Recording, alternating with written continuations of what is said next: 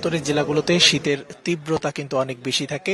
এই ধারাবাহিকতায় আজকেও আমরা দেখেছি শীতের প্রচন্ড তীব্রতা কিন্তু রংপুর জেলায়। আজকে যদি বলি এই তীব্রতার কারণে কিন্তু সেনাবাহিনী সারা বাংলাদেশের মতো রংপুরেও যে শীত বস্ত্র কার্যক্রম সেটি কিন্তু একেবারে অব্যাহত রয়েছে। কিছুক্ষণ আগে আমরা দেখেছি যে রংপুরে যিনি বাংলাদেশ সেনাবাহিনী ৬৬ পদাতিক ডিভিশন নম্বর রংপুর এরিয়ার যিনি মেজর জেনারেল মোহাম্মদ কামরুল হাসান, তিনি কিন্তু এখানে এসে উপস্থিত হচ্ছেন এবং আপনারা সময় সংবাদের ক্যামেরার চোখে দেখার চেষ্টা করছেন যে অসহায় মানুষদেরকে সেনাবাহিনী কিভাবে কম্বল, শীতবস্ত্র এবং বিভিন্ন ত্রাণ কিন্তু বিতরণ করছেন। এরই ধারাবাহিকতায় আমরা কিন্তু আজকে নগরীর যিনি উত্তম কলেজ রয়েছেন, স্কুল অ্যান্ড কলেজ, সেই কলেজে বাংলাদেশ সেনাবাহিনীর ৬৬ পদাতিক ডিভিশন রংপুর এরিয়ার যিনি মেজর জেনারেল রয়েছেন মোহাম্মদ কামরুল হাসান, তিনি কিন্তু এই উত্তম হাই স্কুল অ্যান্ড কলেজে কিন্তু যারা অসহায়, ছিন্নমূল এবং যারা একেবারে খেটে খাওয়া দিনমজুর যারা রয়েছেন, তারা এই তীব্র ঠান্ডায়, অসহনীয় ঠান্ডায় একেবারে জীবন বিপর্যস্ত যাদের হয়ে পড়েছে, তাদের কিন্তু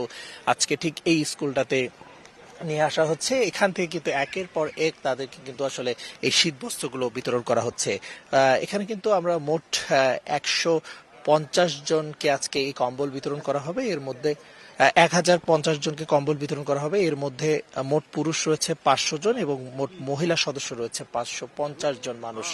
মোট ১,০৫০ জন কে আজকে এই কম্বল কিন্তু আমরা দেখেছি বিতরণ কার্যক্রম সেটি কিন্তু অব্যাহত রয়েছে। এর আগে আমরা দেখেছি এখানে যারা কম্বল নিতে এসেছেন তারা কিন্তু একদম সারি সারিভাবে চেয়ারে বসে কিন্তু অপেক্ষা করছিলেন কম্বলের জন্য। অতিরিক্ত শীতের কারণে কিন্তু আজকে আমরা দেখেছি এই সেনাবাহিনীর পক্ষ থেকে এই শীত বস্ত্র, কম্বল, বিভিন্ন টাকা পয়সা দেয়া হচ্ছে যা অসহায় যারা মানুষ রয়েছেন তাদেরকে। আমরা দেখেছি সারা বাংলাদেশ কিন্তু সেনাবাহিনীর এই শীত আসলেই কিন্তু সেনাবাহিনীর যে কার্যক্রম সেটি কিন্তু অব্যাহত থাকে। এর ধারাবাহিকতায় কিন্তু আজকেও আমরা দেখলাম যে রংপুর বাংলাদেশ সেনাবাহিনী যে ৬৬ পদাতিক ডিভিশনের রংপুরের এরিয়া যিনি আছেন তাদের ধারাবাহিকতায় আজকে আমরা দেখেছি এই যারা অসহায় যারা মানুষ রয়েছেন, যারা ছিন্নমূল, যারা গরিব, রিক্সা চালক, ভ্যান চালক, খেটে খাওয়া দিনমজুর যারা মানুষ রয়েছেন তাদেরকে এই শীত বস্ত্র কার্যক্রম কিন্তু বিতরণ করছেন এবং সেই বিতরণের কিন্তু রংপুরে প্রধান অতিথি হিসাবে রয়েছেন জিওসি ৬৬ পদাতিক division Rangpur area commander major general Mohammad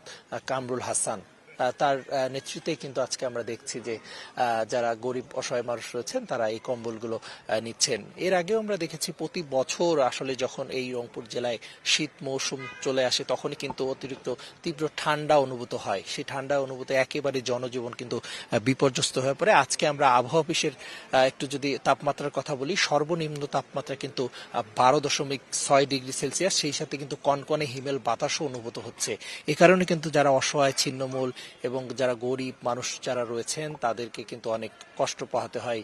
সেই তারা যাতে কিছুটা উষ্ণতা পায়, সেই উষ্ণতা পাওয়ার জন্য কিন্তু বাংলাদেশ সেনাবাহিনী ৬৬ পদাতিক ডিভিশন রংপুর এরিয়ার পক্ষ থেকে কিন্তু আজকে এই গরম কাপড়, শীত বস্ত্র, টাকা পয়সা যারা একেবারেই অসহায় মানুষ রয়েছেন তাদেরকে কিছু অর্থ দিয়ে কিন্তু সহযোগিতা করা হচ্ছে।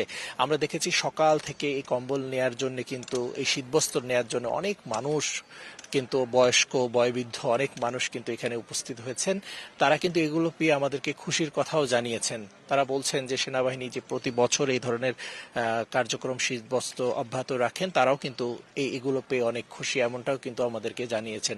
সবকিছু মিলে যদি বলি প্রতি বছর মতো এবছরও কিন্তু রংপুর সেনাবাহিনীর পক্ষ থেকে ১,০৫০ জনকে এই শীতবস্ত্র এবং কম্বল বিতরণ করা হচ্ছে এবং নগদ অর্থও কিন্তু প্রদান করা হচ্ছে।